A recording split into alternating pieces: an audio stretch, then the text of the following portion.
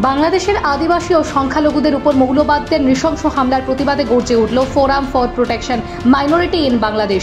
আগামী 29শে September Agartala press ক্লাবের সামনে থেকে আগরতলার রাজপথ শহরে প্রতিবাদ মিছিল করে রাজ্যপালের কাছে ডেপুটেশন দেবে বলে সাংবাদিক সম্মেলনে জানান সংগঠনের সভাপতি সুবল কুমার দে।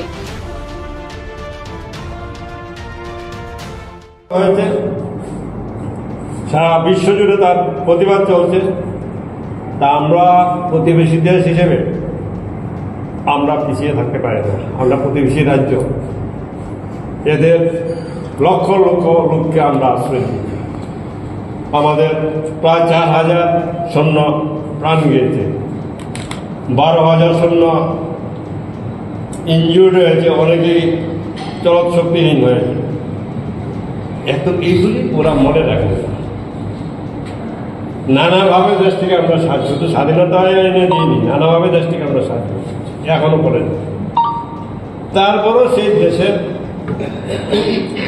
প্রথম টার্গেট হয়, যে কোনো ঘটনার টার্গেট হয় হিন্দুরা। সেটা শুধু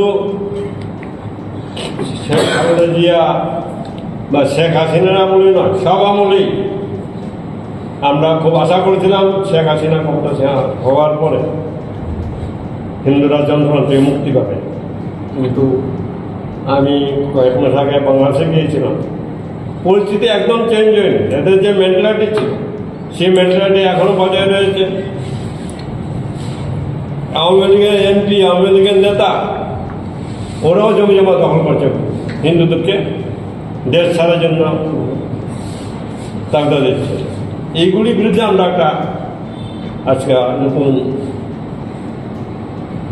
কমিটিটা আমরা বলেছি। আমরা যারা কাজ করি, বহুদিন ধরেই মানুষের পাশে কাজ করি, সেই কমিটি আগামী 29শে সেপ্টেম্বর